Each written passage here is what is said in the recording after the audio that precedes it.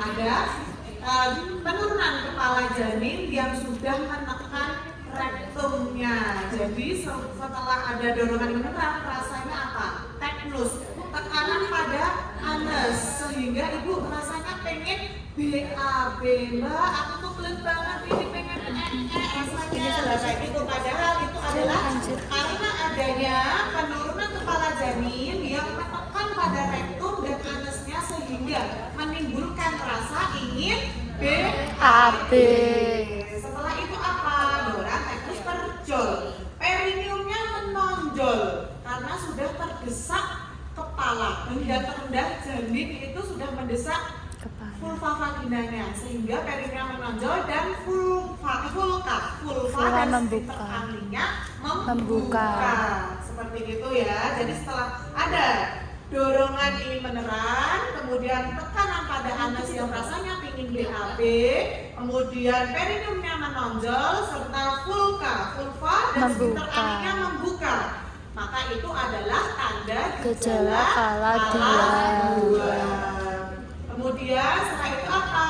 Siap alat, siapkan diri, cuci sarung ASI. Sebenarnya pada saat kita merawat pasien masuk kala 1 persalinan, misalnya hasilnya sudah bagus, ada kuat, kita juga sudah menyiapkan alat-alatnya nih, seperti partosetnya, kemudian obat-obatan esensial, oksitosin, metergin, itu sudah ada di dekatnya kita ya. Kemudian ada bengkok, kendil, dan kainnya si pasien kita pasti sudah minta. Jarinya ada bu, kemudian handuk, kemudian untuk menerima bayi, dongnya dan sebagainya kita sudah harus menyiapkan pada saat kala 1. Tapi di sini saat sudah ada tanda gejala kala 2, kita apa yang disiapkan? Siap alat, siapkan diri itu ternyata adalah kita buka partosetnya kita. Kita buka partosetnya kita, kemudian kita masukkan sepet. Karena sepetnya ini kan terbungkus plastik. Nah, kita masukkan ke bak partoset yang steril ini dengan kita buka plastiknya. Seperti ini ya, jadi kita bukakan, karena ini kan steril nih, ditutup oleh plastik kan masih steril ya, dimasukkan ke bak sterilnya kita. Setelah itu apa? Kita potekkan atau kita patahkan oksitosin. Mohon maaf, ini sebenarnya oksitosin biasanya ampulnya warnanya yang ada.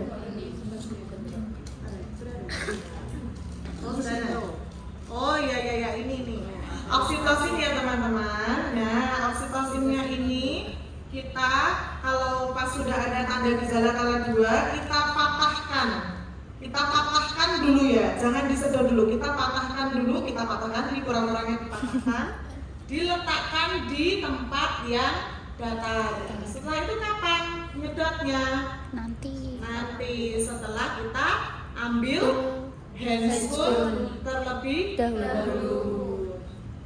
Siap alat, siapkan diri. Jadi ini siapkan diri dulu ya. Memakai celemek. Kita pakai celemeknya.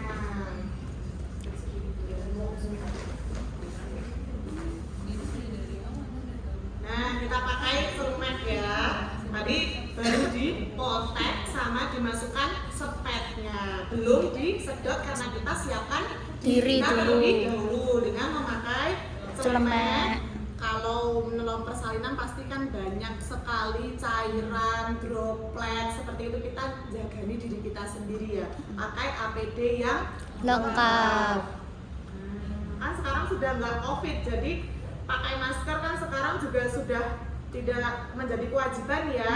Jadi tapi kalau menolong persalinan kita wajib memakai masker karena kita nanti akan erat sekali dengan pasien saat menolong persalinan seperti itu ya. Kita juga memakai ini apa? Singkap. Kalau misalnya pasien dengan resiko paparan dropletnya tinggi, misalnya pasien ini kita pakai kacamata dulu.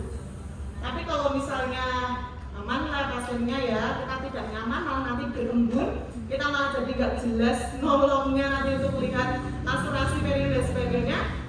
Ya nggak pakai ini sebenarnya nggak apa-apa, tapi kalau resiko paparan terpapar dropletnya tinggi ya kita pakai ini untuk pencegahan kita sendiri, seperti itu boleh dipakai seperti itu ya. Ketika kita sudah siap diri ini, jangan lupa cuci tangan 6 langkah dengan menanggalkan aksesoris yang ada di tangan. Cuci tangan 6 langkah ya, ini ya.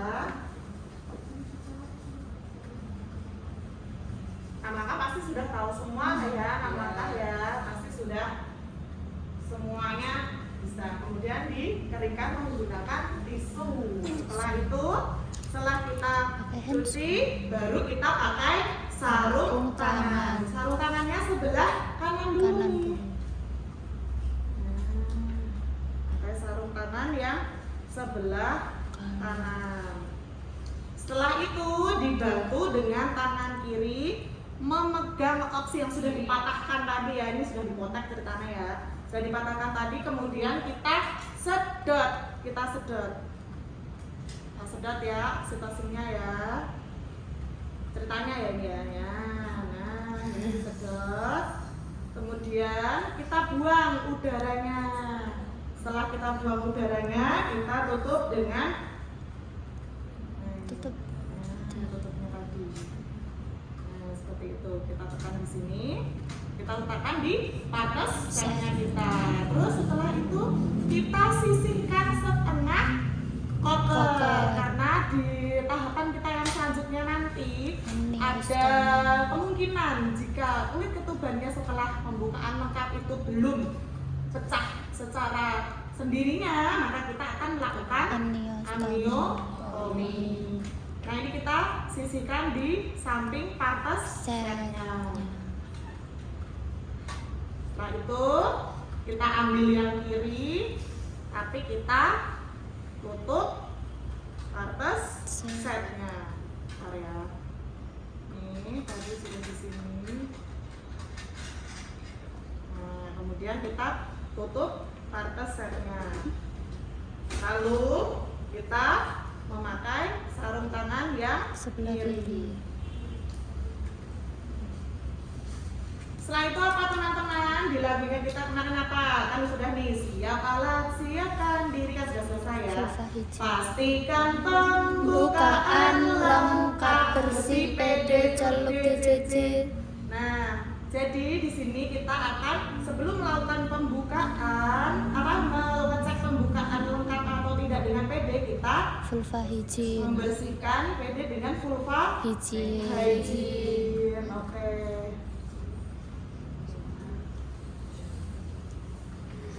Di sini ya teman-teman ya. Jadi yang selanjutnya kan bersih PD.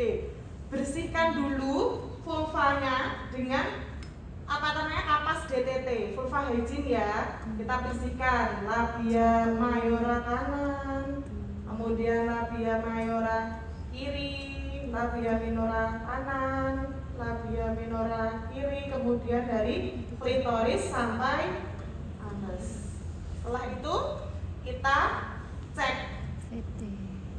bersih PD. Sekarang PD ya.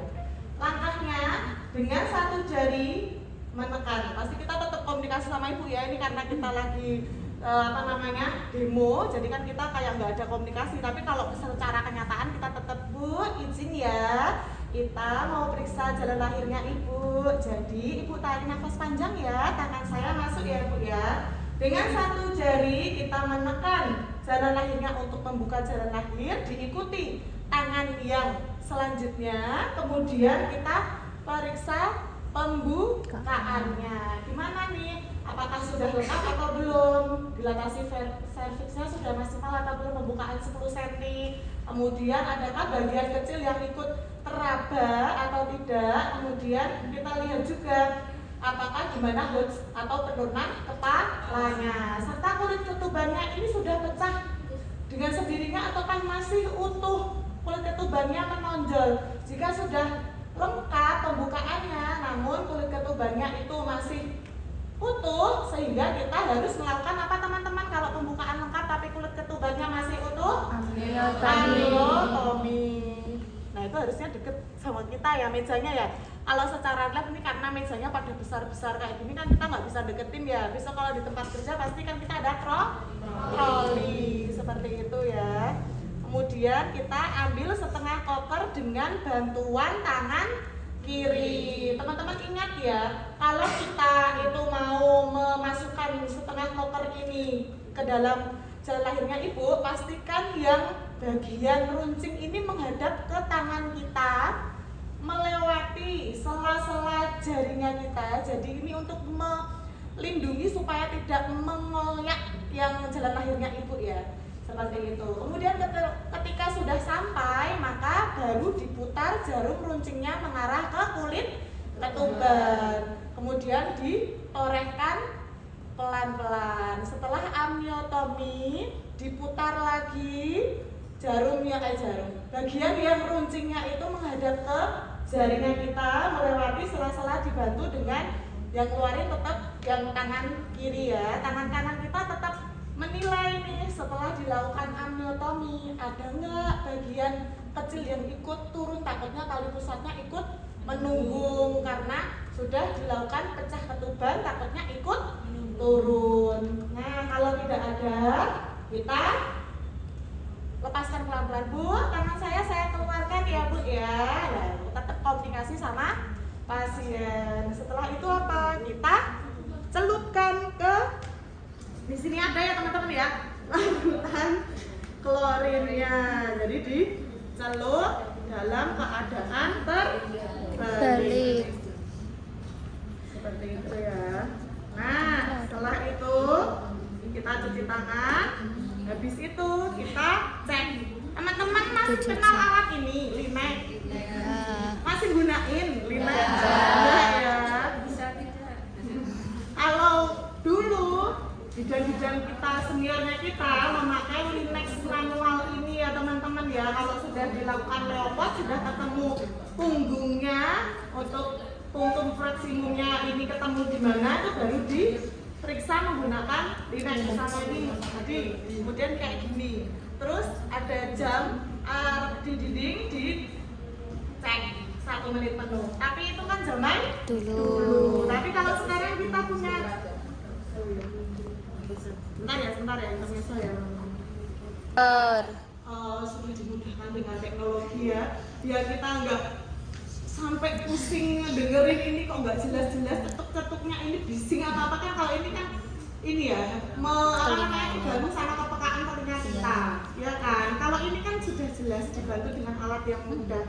Jadi kalau kita sudah menemukan punggungnya janin, tinggal kita tempel dan cetok, kita tinggal hitung di jam dinding selama 1 menit penuh.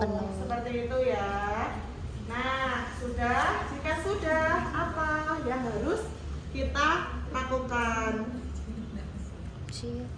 Siap ibu dan keluarga, beritahu ibu bapak. Nah, kita beritahu ibu bapak nih, ibu ini pembukaannya sudah lengkap. Sebentar lagi ibu akan ketemu dengan adik bapak, dibantu ya ibunya ya. Nanti kalau ibu ngejar, bapak dibantu supaya ibu bisa lihat adik.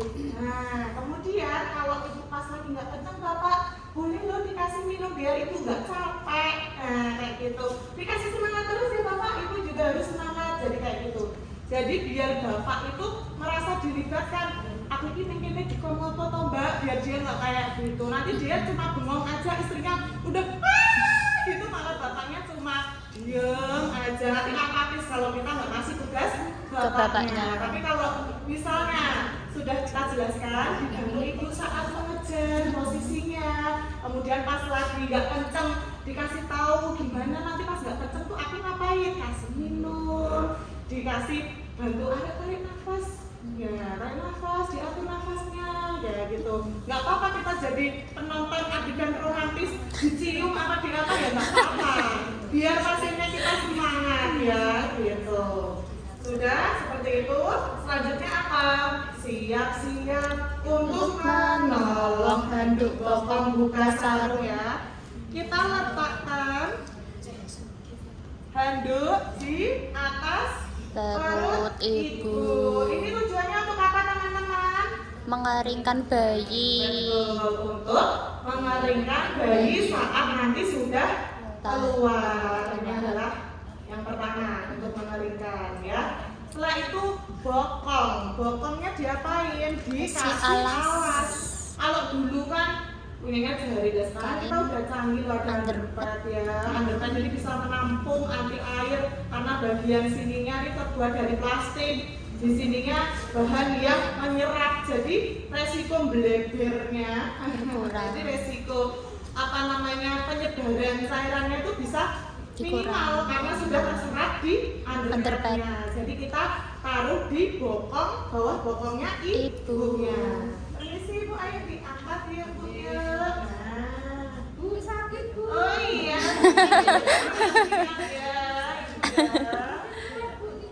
Nah, setelah itu kita memakai, kan sudah dibuka nih partusnya, kita memakai apa? Sarung tangan. Oh Mbak, make satunya. Ya biar dipakai gue Kak sebagai pasien. Biar dramatis.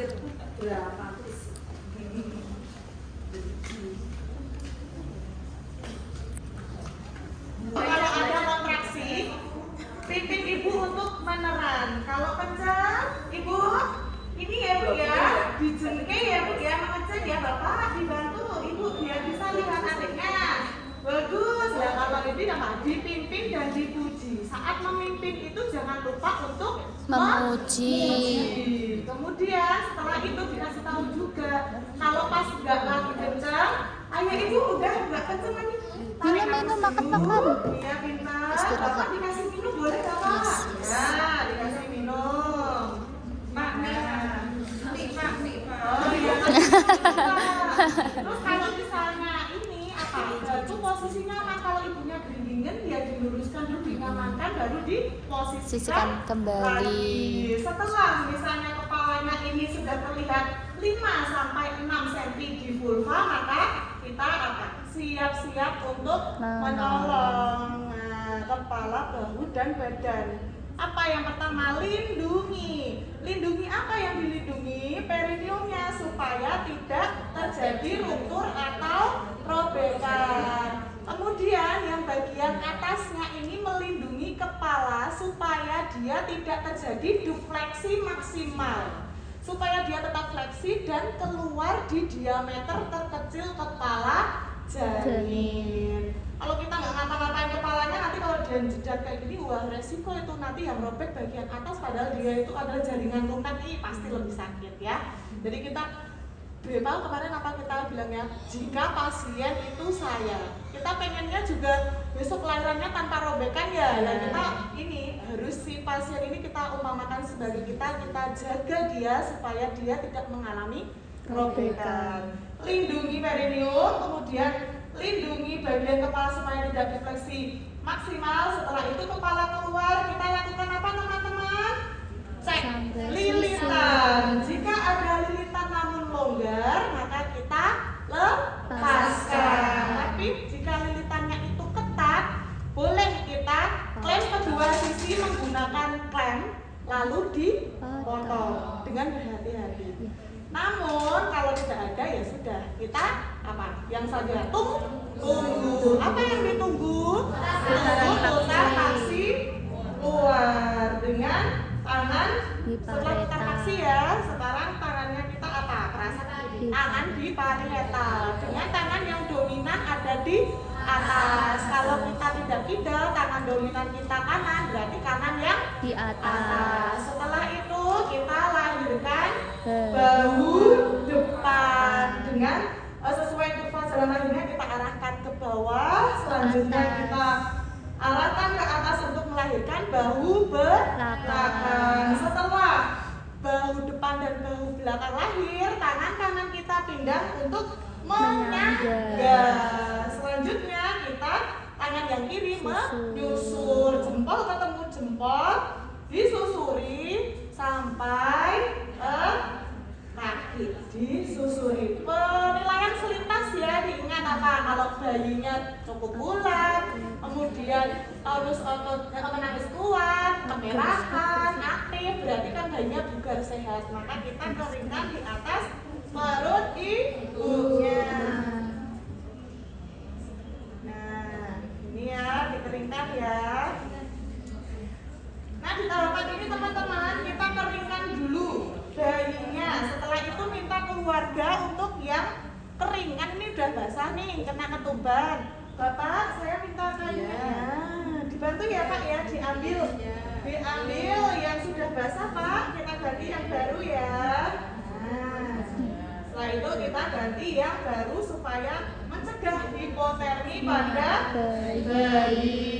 Nah, setelah itu apa teman-teman, kita cek dulu, ini kan bayinya udah dikeringkan. Yang pertama kan dikeringkan, sudah diganti yang basah tadi dengan yang kering. Sekarang kita cek, permisi ya Bu ya, saya cek perutnya. Cek apa teman-teman? Iya, tinggi fundus uterina gimana? Curiga janin kedua. Misalnya TFU-nya kan kalau misalnya bayi udah lahir pasti udah di bawah pusat ya teman-teman ya. Nah ini kalau misalnya dia TFU-nya masih tinggi, kemudian kita raba kok seperti ada janin yang sana, kita curiga janin yang kedua. Tapi kalau misalnya TFU-nya sudah bagus, misalnya sudah jadi di bawah pusat, kita berarti kan nggak aman ya, ini berarti janinnya tunggal. Kita lakukan apa? Suntik oksitosin dengan memberitahu ibu permisi ya, ini untuk kita berikan suntikan untuk memudahkan lahirnya ari-ari. Izin saya suntik ya Bu ya. Kita suntik di sepertiga paha atas bagian luar. Suntik secara ini kalau di PMB ya nggak masak impus, jadi nyonteknya di paha IM. Kalau di rumah sakit apa teman-teman sudah IV lewat IB, ya enggak? Iya, jadi disuntik ya. Izin ya Bu ya, disuntik dengan aspirasi terlebih dahulu, memastikan tidak ada darah yang keluar, kemudian disuntik seperti itu ya. Nah, selanjutnya kita lakukan apa teman-teman? Dipotong tali pusatnya, dijepit pakai klem. Nah, teman-teman sebenarnya kita itu zaman sudah modern ya. Sekarang kita tuh sudah ada namanya umbilical clamp. Clamp tali pusat yang dari plastik itu sekali pakai. Tapi karena kita lagi belajar ya, kita belajarnya boleh manual kan jaga nih ya. Misalnya nanti ada yang di Nusantara Sehat sana belum ada tali pusat clamp, umbilical clamp. Nah, kita masih punya teori biar update seperti itu ya, di tali manual. Jadi di klampnya di mana? 2 sampai 3 cm dari pusat bayi. Nah, selanjutnya kita pilih ke arah 2 cm ke arah ibu, kemudian diklamp lagi. Nah, selanjutnya kita potong menggunakan tali pusat, gunting tali pusat yang dengan cara melindungi perut bayi supaya tidak terkena ini ya, gunting. Nah, dipotong, ceritanya dipotong ya, keras gitu nih ya. Terus ini karena makin ya, ini harusnya kita tali pusatnya kita tali, tapi ini kita ceritanya udah ditali ya ceritanya. Karena ini langsung putus ceritanya ini ditali. Nah, selanjutnya kita lakukan apa? IMD. Itu bayinya kita letakkan di dada ya Bu ya. Ini kulitnya adik nempel kulitnya ibu biar adik hangat. Nah, tujuannya ini di sini biar nemu sendiri puting susu ibunya, ya. Ibu tangannya pegang bokong adik ya, fokus ke adik aja, gitu ya. Nah, selanjutnya apa? Iya, manajemen aktif kalau 3 ini materi utama. Tadi sudah oksinya sudah barengan sama yang tadi saat bayi habis lahir tadi kan langsung masukin oksi. Sekarang kita PTT, penegangan tali pusat terkendali. Ingat, hanya menegangkan bukan menarik. Nah, kita tangannya, ingat tangannya yang di sini ya, sebelah sini ya. Untuk mengecek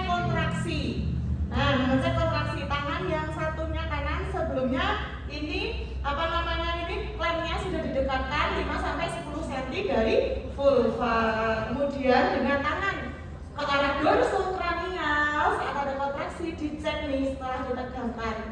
Tanda-tanda kalau misalnya aring-aringnya sudah lepas apa teman-teman? Tali pusat Ada semburan darah. Tali pusat bertambah panjang. Uterus berubah menjadi globuler. Maka karena sudah bertambah panjang nih ya, ini kita dekatkan lagi. Nah, kemudian setelah itu dengan tetap dorsokranial tadi ya, kita arahkan Ke bawah. mengikuti kurva jalan lahir ke bawah dulu. Bawah sesuai kurva jalan lahir, kemudian ke atas. Setelah Ditampar. plasenta tampak pada introitus vagina, maka kedua tangan menangkap Apa sih itu? plasenta area tersebut dengan cara Putar-putar. diputar dan dipilih, memastikan semua bagian Lengkap. Oke, kita ceritanya ini ada bengkok lagi ya, nanti biar bisa. Kalau mau pakai ini aja ceritanya ini bengkok apa ini?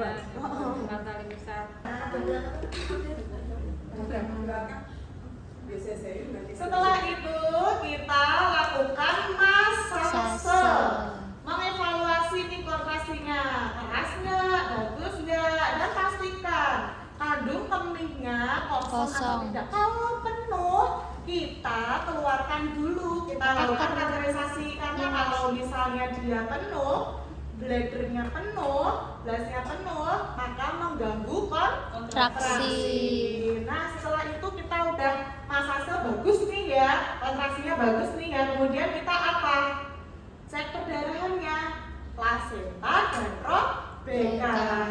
Kita cek plasentanya dari sisi maternal, apakah ada kotiledon yang tertinggal, apakah komplit. Kalau misalnya komplit, kita juga cek yang bagian fetal untuk apakah ada sisa syphilis dan sebagainya. Kalau lengkap berarti aman. Selanjutnya kita juga cek perdarahan dari jalan lahirnya menggunakan kasa.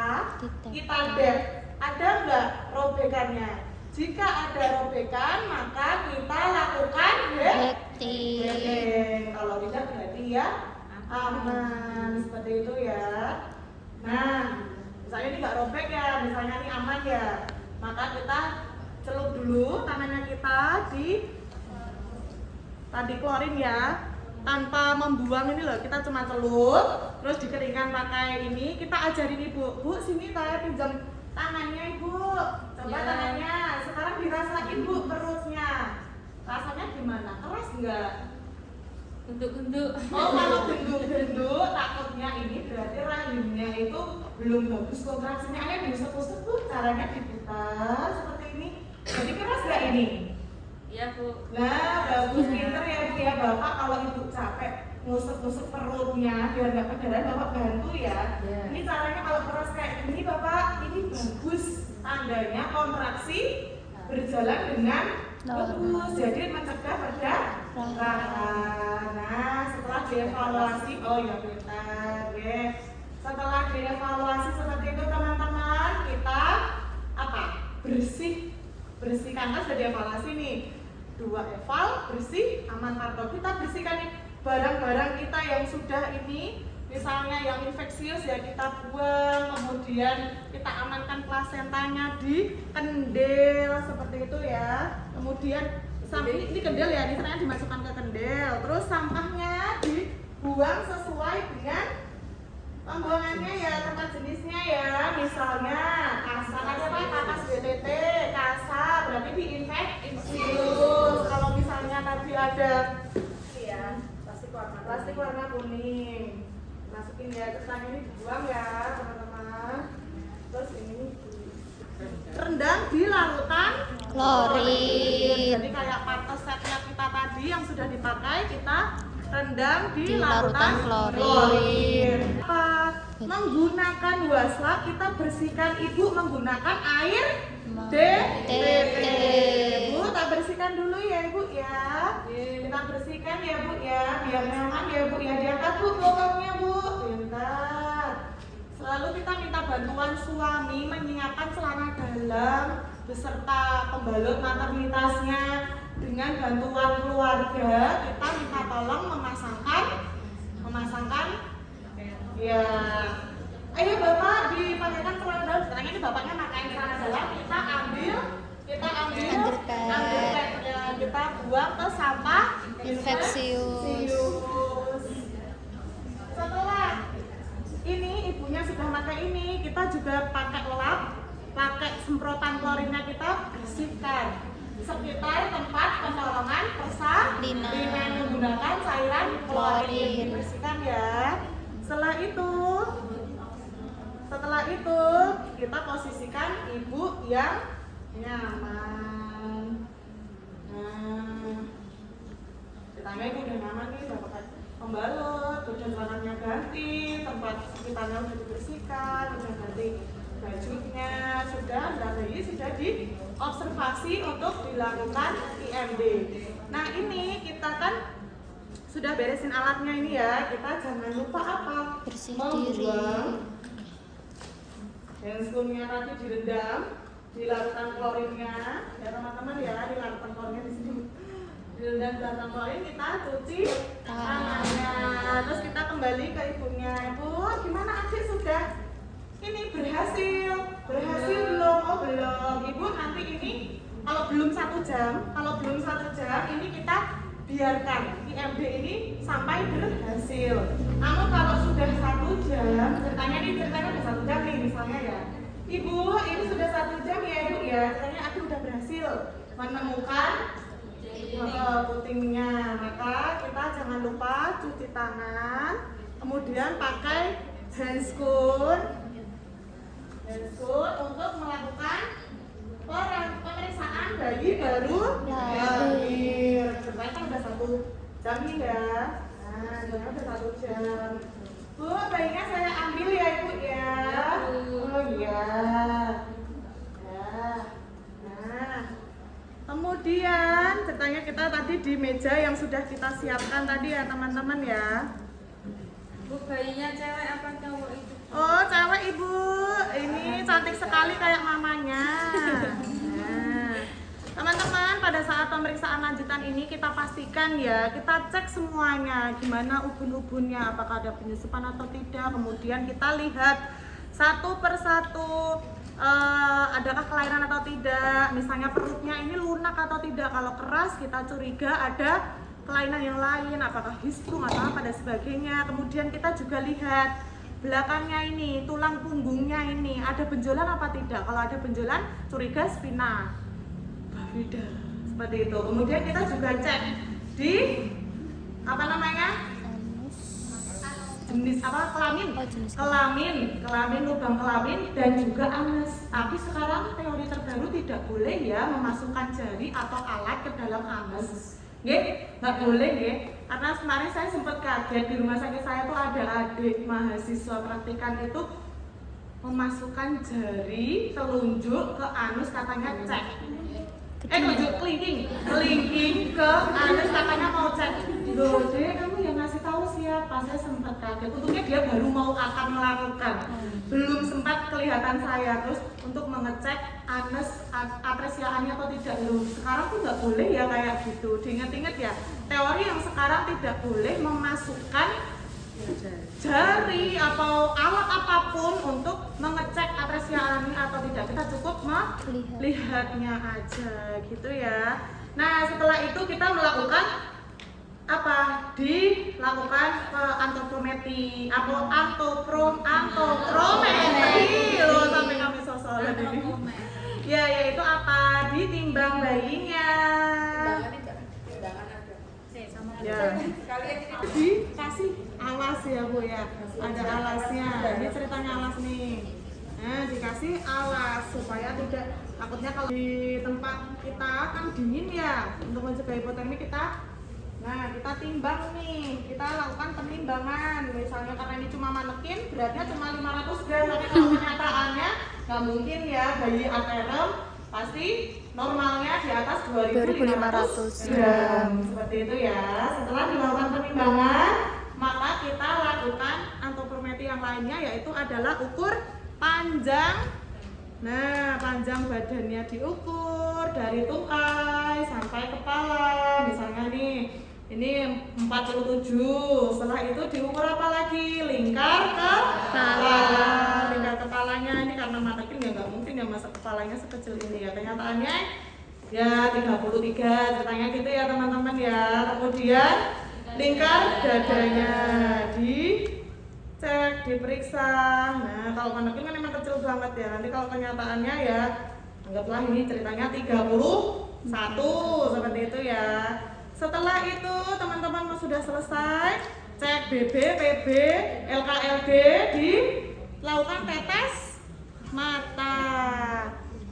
Ini ceritanya ini salep mata ya, tapi seringnya sekarang kita pakainya tetes mata ya. Di tempat kerja ada yang masih pakai salep mata? Ya nggak apa-apa kan, sama-sama antibiotik profilaksis semua ya teman-teman ya. Nah, kalau tetes, satu tetes kanan dibuka ya teman-teman ya. Jadi matanya tetap dibuka, dikasih salep, kemudian gantian kasih salep. Setelah itu kita apalagi disuntik vitamin K. Tadi sudah ada sih di sini vitamin K tadi. Disedot menggunakan spet 1 cc 0,5 miligram. Kemudian disuntik di mana kalau vitamin K teman-teman? Paha kiri secara apa? IM. Disuntik di paha kiri. Jangan lupa dilakukan apa? Aspirasi. Ada tidak darah yang tersedot atau tertarik. Kalau tidak ada berarti aman. Nah, ada aspirasi dulu, kemudian disuntikkan. Setelah itu kita pakaikan baju bayinya. Pakaikan baju bayi, ini ceritanya baju bayi ada. Ini ya Bu ceritanya. Setelah pemberian vitamin K, kita memberikan apa lagi? HB0. Iya, HB0 ya teman-teman ya, sebagai imunisasi pertama. Ini ceritanya udah 1 jam nih ya, ini ceritanya udah 1 jam nih. Ceritanya udah 1 jam, maka kita suntikan HB0. Misalnya ini HB0 ya? Iya. Enggak tahu HB0 ya dia. Ceritanya HB0 ya, kalau HB0 kan Uniject ya teman-teman ya. Jadi dalam satu saset itu 1 kali pakai, seperti itu ya. Kalau misalnya HB0 kita suntik di mana teman-teman? Paha kanan. Paha kanan secara IM seperti itu ya. Karena ini Uniject, bentuknya itu 1 kali tekan sampai habis, nggak dilakukan aspirasi kan dia Uniject ya, gitu ya. Sudah, setelah itu kita bedong. Diberikan setelah dibedong, bayi posisinya sudah nyaman. Jangan lupa dikasih topinya nih ya, dikasih topi yang hangat. Nah, setelah kita kasih topi bayinya, kita dekatkan ke ibunya supaya gampang untuk melakukan menyusui. Oh, ini bayinya ya Bu ya, dipeluk ya, di dekat ibu ya. Nanti kalau mau menyusui biar dekat ya. Terima kasih Bu Vida. Iya, setelah itu semua sudah, bayinya sudah di dekat ibunya. Jangan lupa habis itu kita cuci tangan dan lakukan apa? Lengkapi partograf, baik partograf depan maupun partograf yang belakang.